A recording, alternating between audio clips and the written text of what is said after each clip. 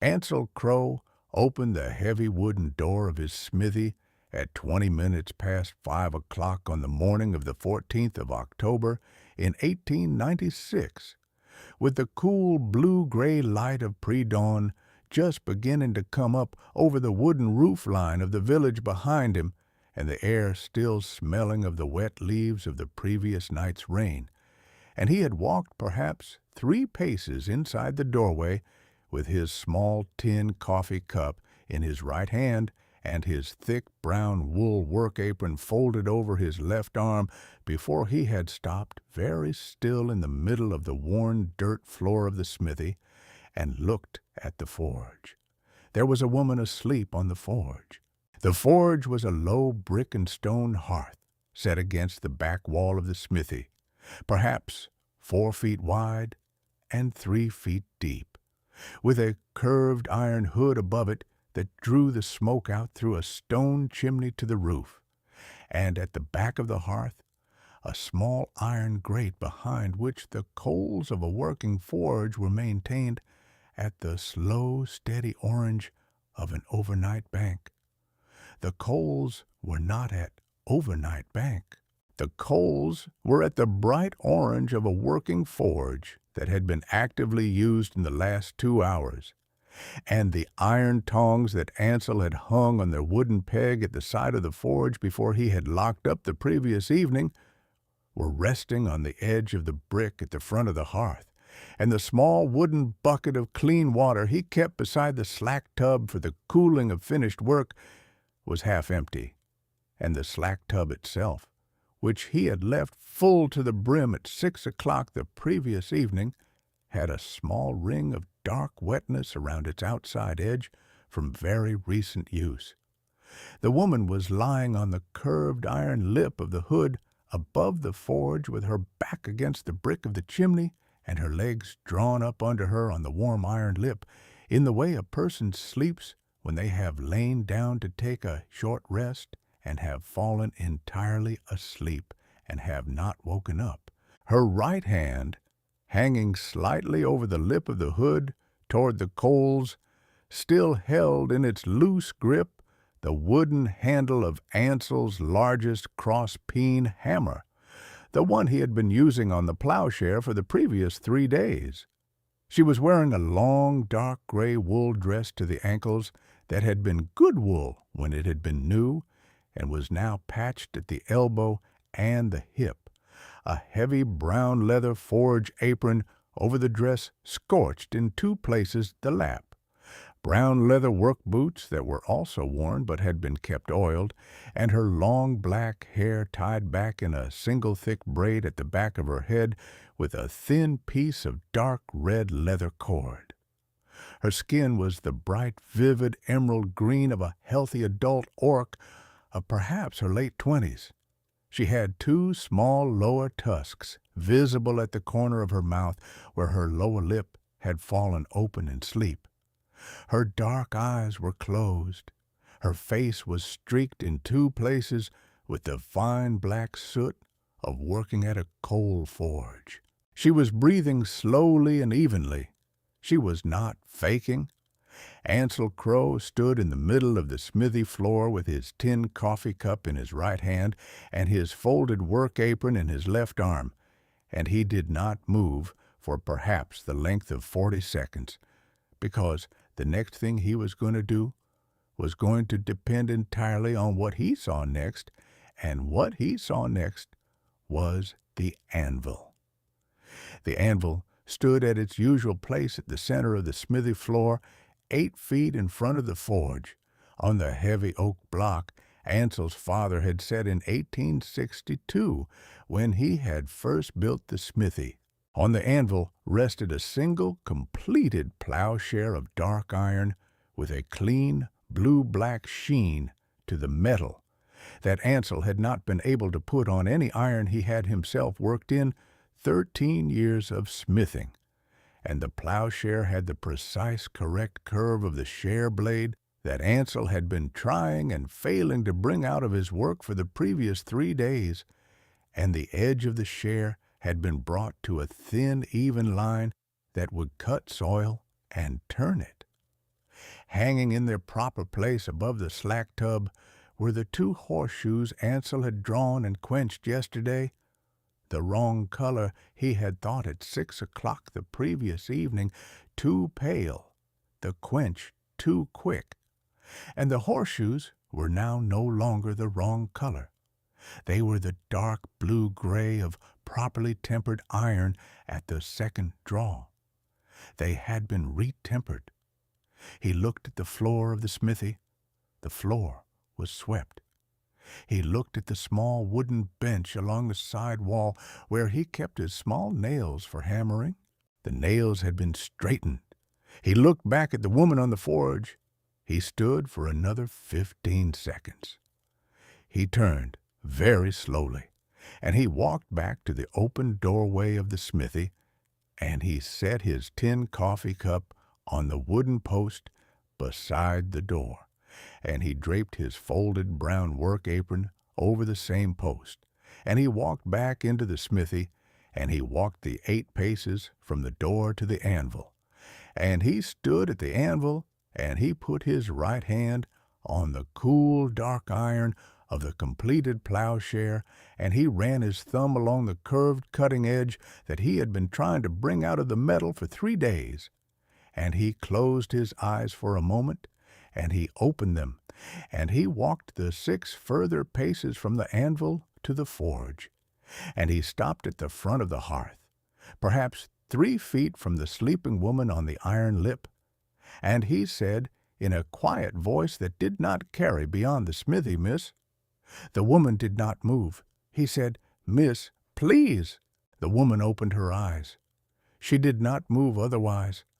Her dark eyes were fixed on him for the length of perhaps 2 seconds, in the careful flat measuring attention of a person who has just woken up in a place she should not be in, and who is calculating, with her body still, entirely still, the distance to the door and the position of every tool in the room, and the size and the age and the disposition of the man standing 3 feet from her. The 2 seconds passed. Her eyes settled on him. She said, in a low voice that was very tired, sir.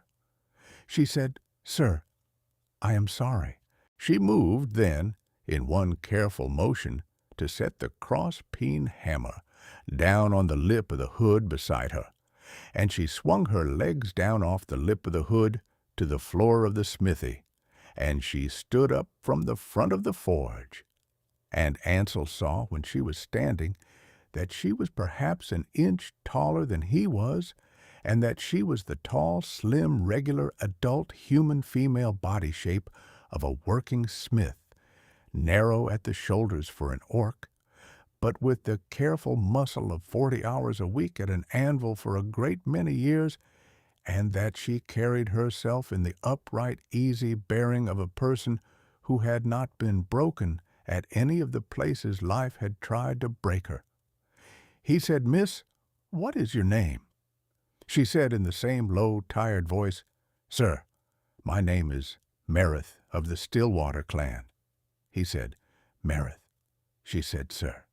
He said, "May I know what you have been doing in my smithy?" She did not answer immediately. She looked at the anvil. She looked at the plowshare on the anvil. She looked back at him. She said, "Sir, I came in at perhaps 11 o'clock last night." She said, "The door to your smithy was not locked." She said, "I have been walking the territory for the past 2 years looking for work, and I had been walking the road south of the village for the previous 14 hours, and I had stopped to rest at the edge of the road outside the village, and I had seen the orange light of a banked forge through the small window of your smithy at perhaps 10 o'clock, and I had walked up to look at it." She said, "Sir, your forge was banked wrong." She said, "Your coals were going to be cold by 4 in the morning." She said, "Your slack tub had a thin film of soot on the surface that meant you had quenched something hot in dirty water and had not cleaned the tub." She said, "Your nails were laid out on the bench in the wrong order." She said, The plowshare on your anvil was the work of a man who has been wrecking iron for 3 days on a shape he cannot bring out of the metal, because he is trying to pull the iron through its curve rather than strike through it. She said, "Sir, I am a smith." She said, "I have been a smith for 15 years, and the daughter of a smith and the granddaughter of a smith, and I walked through your unlocked door at 11 o'clock last night, and I sat down in front of your forge, and I looked at it for 10 minutes, and then I built up the coals, and I worked the shape of the plowshare you'd been trying to bring out, and I retempered the 2 horseshoes you had quenched wrong, and I straightened your nails, and I cleaned your slack tub, and I swept your floor, and I had intended to leave before dawn, and I did not, because I have not slept in 3 days, and I sat down on the lip of the hood at 4 o'clock in the morning to rest for 10 minutes, and I fell entirely, asleep." She said, "Sir, I will leave your smithy now." She said, "I am sorry." She bent at the waist to pick up the small canvas bag that had been beside her on the lip of the hood and that Ansel had not seen until that moment, and she straightened, and she made to walk past him toward the door of the smithy. Ansel had not moved during her speech. He had been standing with his right hand still resting on the iron of the cross-peen hammer. She had sat down on the lip of the hood, and his left hand at his side, and he had been listening to her in the slow, steady way of a man not unaccustomed to being given an honest account by a person of skill. He said, "Meredith." She stopped. She turned back to him. She said, "Sir." He said, "Would you like a cup of coffee?" She did not answer immediately.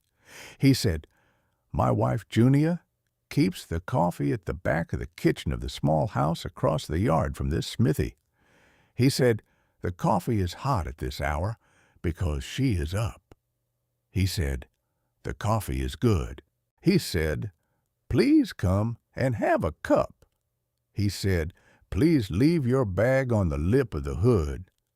He said, "Your bag will be safe in the smithy for the next 20 minutes.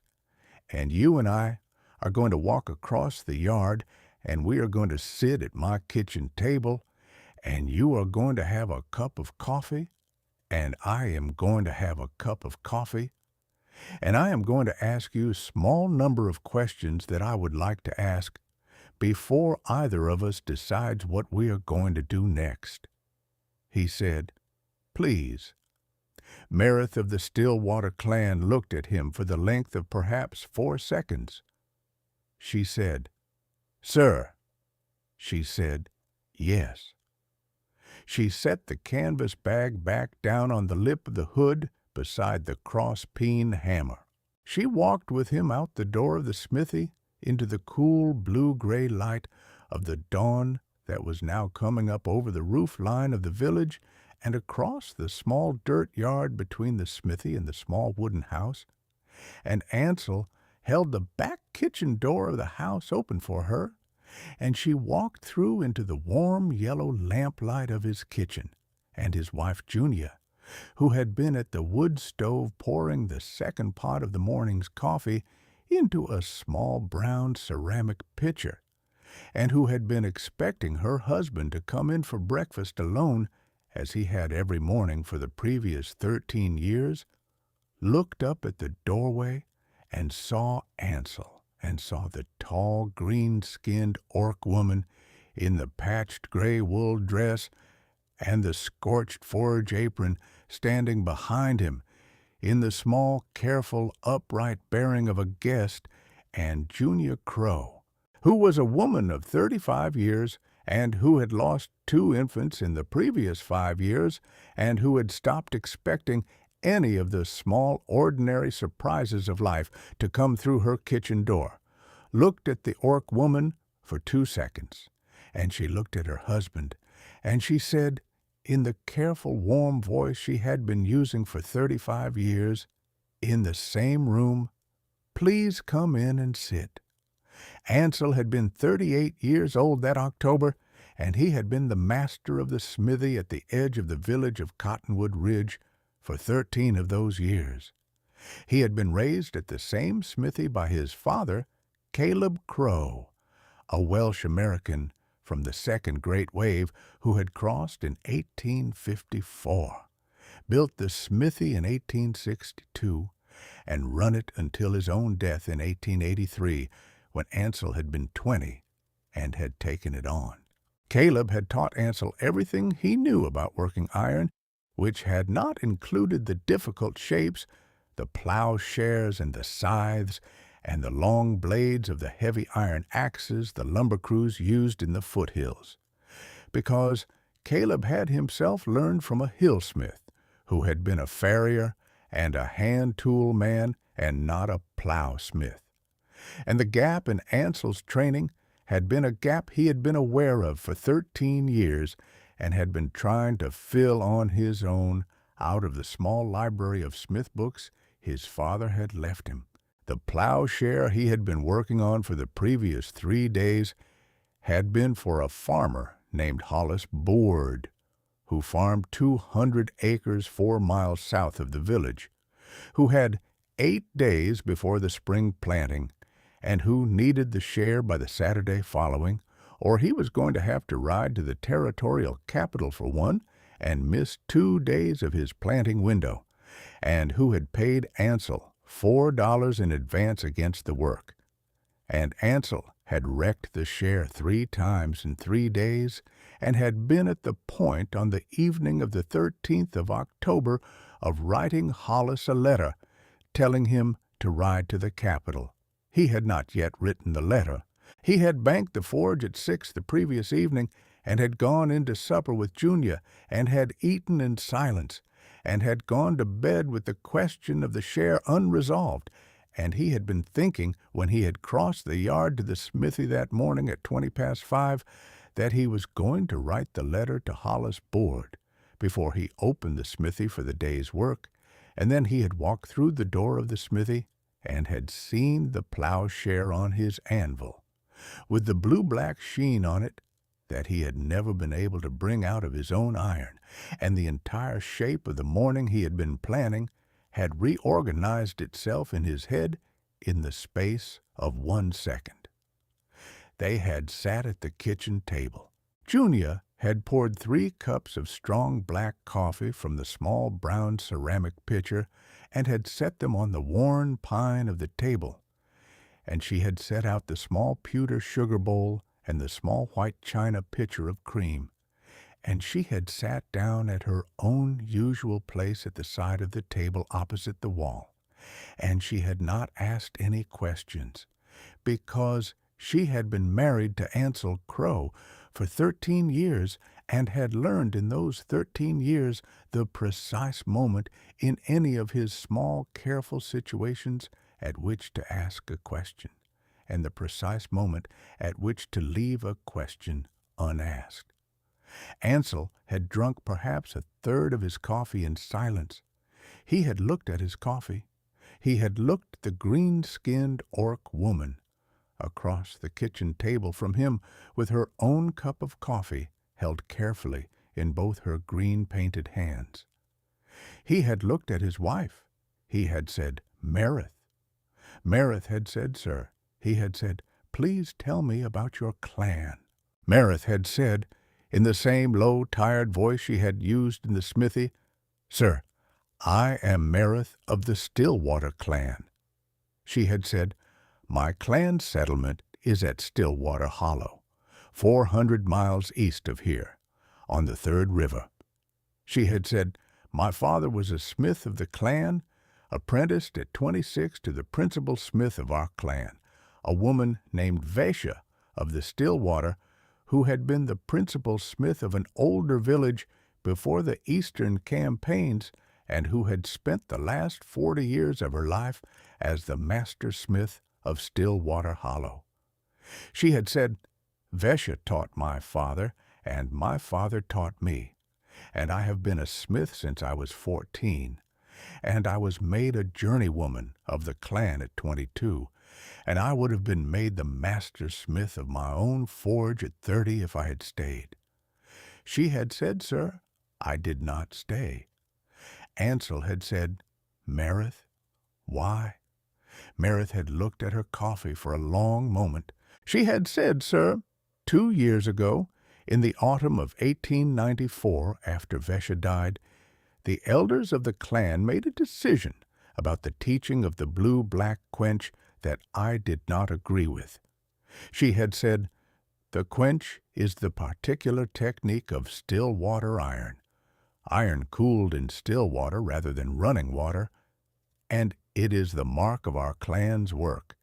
And the elders had decided after Vesha's death that the technique was not to be taught to any smith outside the clan or to any apprentice not raised in the clan. She had said this had been the practice of the clan for the past 40 years, but Vesha herself had not held to it. She had said Vesha had apprenticed one human boy in 1858 named Eli of no clan, who had learned the quench and had gone on to work it at his own forge in the Central Plains for the rest of his life. And Vesha had also taught the quench to 2 human farriers in the 1870s. She had said, after she died, the elders met in the spring of 1895, and they voted that the quench would now be held within the clan, and that the journeymen and women of the clan would be sworn on a clan oath not to teach it to outsiders. She had said, sir, I did not take the oath. She had said, I left Stillwater Hollow in the summer of 1895 with my tools and my forge apron and a small bag of cooked oats. And I walked west, and I have been walking for the past 16 months looking for a smithy that will take me on as a journeywoman without asking me my clan. She had said, I have not found one.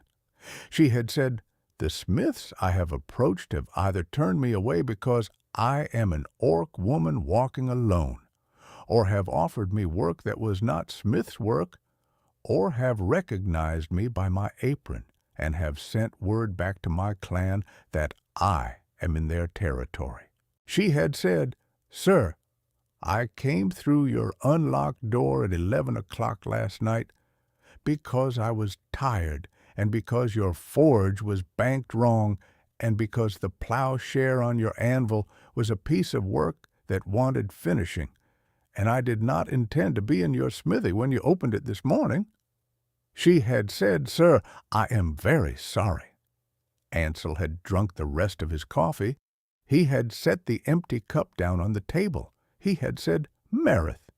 He had said, the plowshare on my anvil is for a farmer named Hollis Board of the 400-acre farm 4 miles south of this village, who has paid me $4 in advance and who needs the share by Saturday for his spring planting.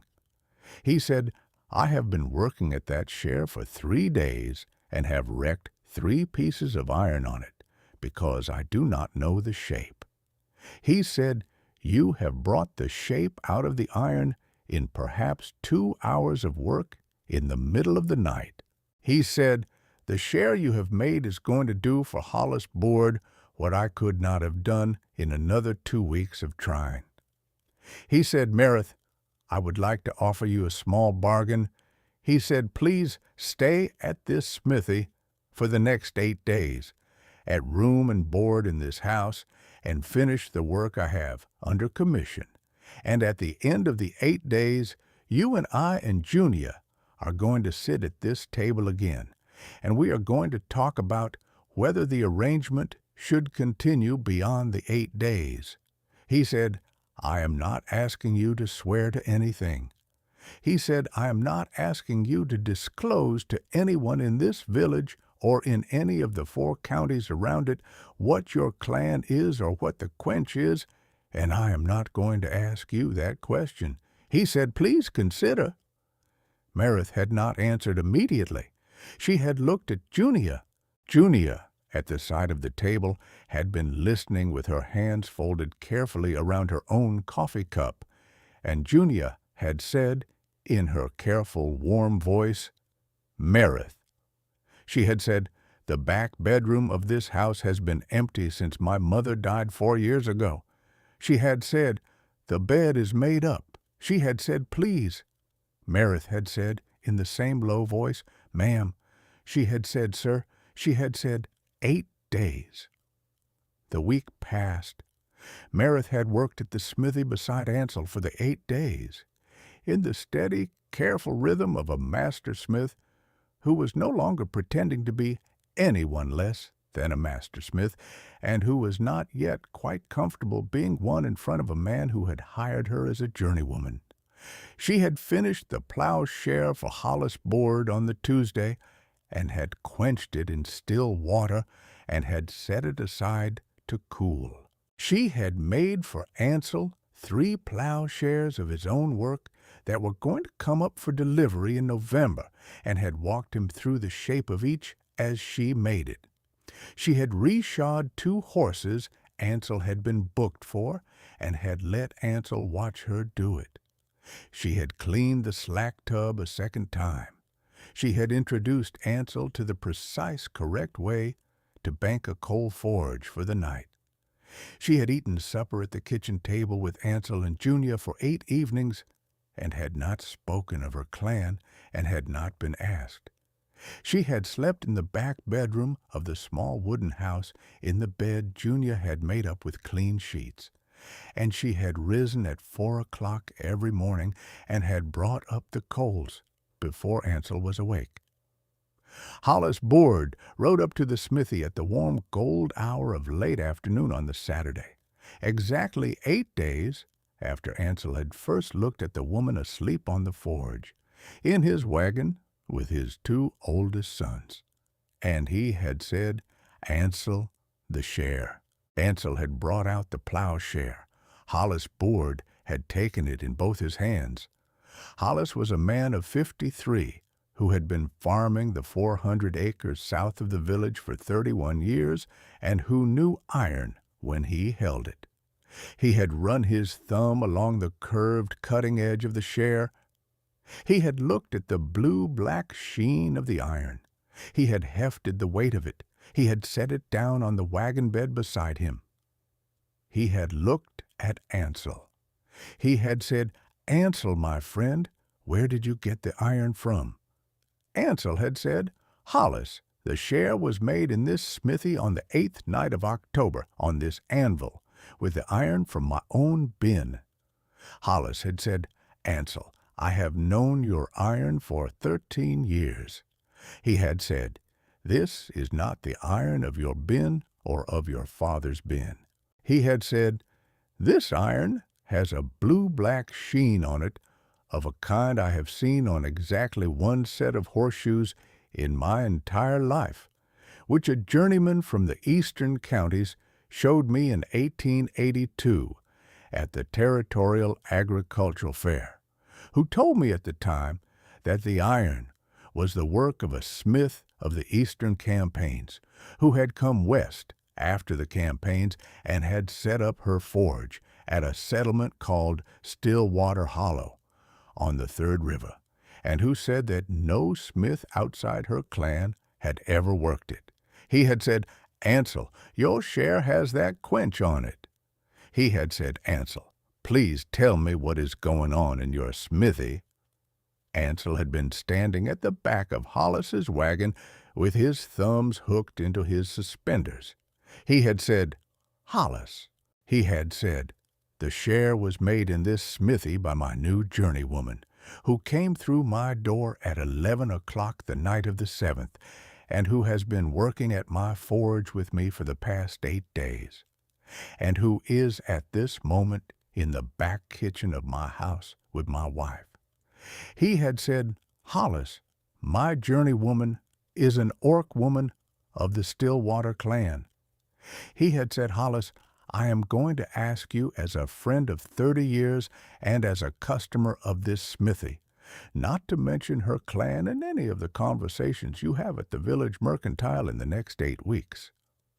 Hollis had looked at Ansel for a long moment. He had said, "Ansel." He had said, "My friend." He had said, "My share is the best share I'm ever going to plow with." He had said, "Your business is yours." He had said, "I will not mention the matter at the mercantile." He had paid the remaining $6 on the share, and he had ridden the wagon south down the road with his two oldest sons and the plowshare on the wagon bed. He had not mentioned the matter at the mercantile. He had, however, mentioned it on the following Sunday to his own brother, who farmed at the next county over, and the brother had mentioned it to a cousin, and the cousin had a son who corresponded by letter with a man at the Territorial Agricultural Office at the Capitol, and by the second week of November, the news that a Stillwater journeywoman was working at the Smithy at Cottonwood Ridge had reached the elders of Stillwater Hollow itself. The three elders rode into Cottonwood Ridge on the morning of the 22nd of November, 1896, in the cold, pale gray light of an overcast late autumn day, on three tall, dark working horses, in long brown wool traveling coats with deep hoods, with their long black braids tied back in the formal manner of Klan representatives on a Klan errand.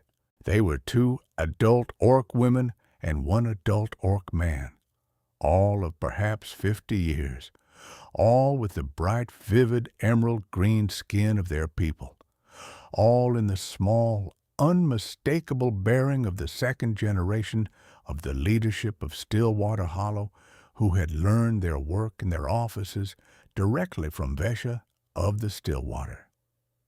They rode up the dirt road of the village at 10:30 in the morning, and they dismounted at the smithy, and the senior of the three, a woman of perhaps 54, named Drelka of the Stillwater, walked up to the open doorway of the smithy and stood at the threshold and said in the public language, in the formal address of Klan business, "Meredith of the Stillwater."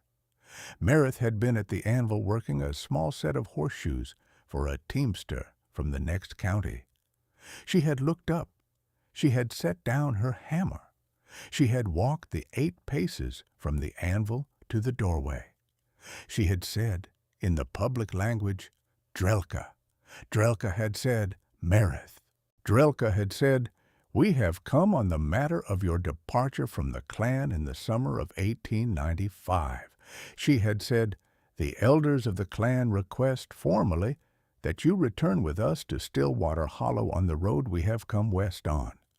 She had said, "The elders will hear your account of your departure on the first evening of your return, and the matter of the oath will be discussed at that time and at the council of the following day." She had said, "Meredith, please consider." Ansel Crow had stepped out of the back of the smithy and had walked to the doorway. He had stopped beside Meredith. He had said, in the public language, "Madame." He had said, "My name is Ansel Crow." He had said, "I am the master of this smithy." He had said, "Meredith has been a journeywoman in this smithy for the past 5.5 weeks, on a verbal arrangement of room and board, with no oath asked of her on either side." He had said, "Madame, I am not a party to your Klan's business, and I am not asking to be a party." He had said, "The decision is Meredith's." He had said, "Please continue." Drelka had nodded once at him. She had turned back to Meredith. She had said, "Meredith, please consider." Meredith had looked at Drelka for the length of perhaps 15 seconds. She had looked at the 2 other elders behind Drelka. She had looked at the 3 tall, dark horses at the hitching post. She had looked at Ansel at her shoulder. She had said, in the public language, in the same formal address Drelka had used, "Drelka of the Stillwater." She had said, I thank the elders for the formal request. She had said, I considered the oath in the spring of 1895, and I considered it on the road west, and I considered it in every smithy that turned me away in the last 16 months, and I have considered it again in the past 40 seconds. She had said, Drelka, the answer is the same. She had said, I will not take the oath. She had said, I will continue to work my craft in the territory wherever a smithy is willing to take me on without asking my clan. And the smithy of Mr. Ansel Crow at Cottonwood Ridge has done so, and I am at this moment a journeywoman of this smithy. She had said, Drelka, please carry my answer to the council. She had said, please ride safely. Drelka had said, Merith. She had said, the council will hear your answer. She had said, the clan releases you from any further claim in the formal manner of the council of 1895 on this 22nd day of November, 1896, with the 3 elders of Stillwater Hollow as witnesses. She had said, the iron is yours.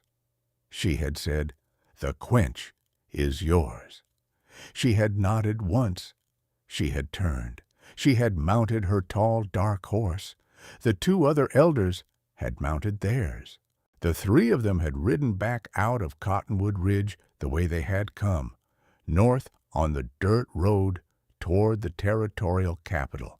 And by the 2nd week of December, the news that the Stillwater elders had formally released Merith and the blue-black quench into the open territory had carried east to the Third River. Merith had walked back into the smithy beside Ansel. She had picked up her hammer at the anvil. She had finished the set of horseshoes for the teamster from the next county. She had quenched them in still water. She had hung them on the wooden peg above the slack tub. She had said, in the same low voice she had been using for 5.5 weeks, Sir. Ansel had said, Merith? She had said, Sir, I would like to stay. Ansel had said, Merith, please. The smithy at Cottonwood Ridge operated as a 2-smith shop for the next 11 years. Merith had been the smith of the heavy ironwork. Plowshares, scythes, the long blades of the heavy iron axes the lumber crews used in the foothills, and Ansel had been the smith of the farrier work and the small household iron, and the farmers of the 4 counties around the village had ridden their wagons up to the smithy at Cottonwood Ridge for the heavy iron of the spring planting and the autumn harvest for those 11 years. And the plowshares of the smithy had carried the blue-black sheen of the Stillwater quench, and the farmers had stopped asking where the iron came from and had started asking only when the next batch would be ready. Merith had not married. She had taken on in the 3rd year a young human girl from the village named Wren, whose father had asked Merith if his daughter could learn the craft, and Merith had said yes, and Wren had been the first journeywoman of the smithy under Merith's hand. Junia and Merith had become close friends in the small, quiet way that 2 women in a small village become close friends, and Junia had taught Merith the careful kitchen work of a frontier household, and Merith had taught Junia the small, careful uses of the iron she made at the forge, and the back bedroom of the small wooden house had been Merith's room for the next 11 years. Ansel Crow had died in the autumn of 1907 of a heart trouble he had been concealing from Junia for the previous year, in his own bed in the small wooden house, with Junia and Merith on either side of him, holding his hands. He had been 49. He was buried in the small Welsh plot at the back of the village cemetery. Junia had continued to live in the small wooden house for the next 23 years with Merith, and the 2 of them had run the smithy together. Junia on the books and the accounts of the business, Merith at the Forge, and the smithy had become the principal forge of the 4 counties around the village. Junia died of pneumonia in the winter of 1930 at the age of 69. Merith of the Stillwater clan had run the smithy alone for the following 6 months, and she had then taken Wren on as her full partner, and she had handed the smithy over to Wren in the spring of 1931 in a small, careful ceremony in front of 3 of the village farmers and the territorial registrar. Merith had died in the autumn of the same year at the age of 64, in the back bedroom of the small wooden house she had slept in for 35 years, with Wren and Wren's husband and their 3 children around her.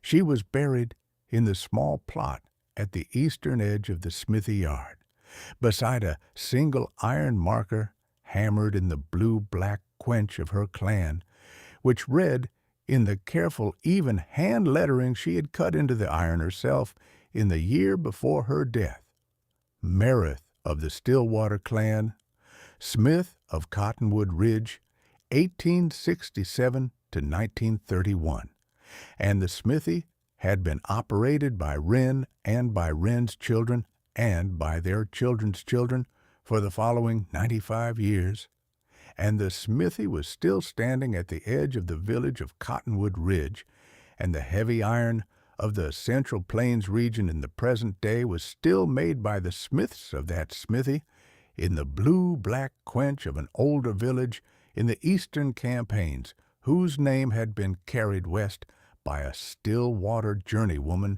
who had walked through an unlocked door at 11 o'clock at night and who had finished a plowshare on a stranger's anvil for the precise reason that the plowshare had wanted finishing. Did you enjoy the story? Subscribe to the channel to watch more stories like this one. Leave a like, it helps the channel a lot. And drop a comment down below. I always read them and use your feedback to make our content better. Thanks so much. The Orc Keeper.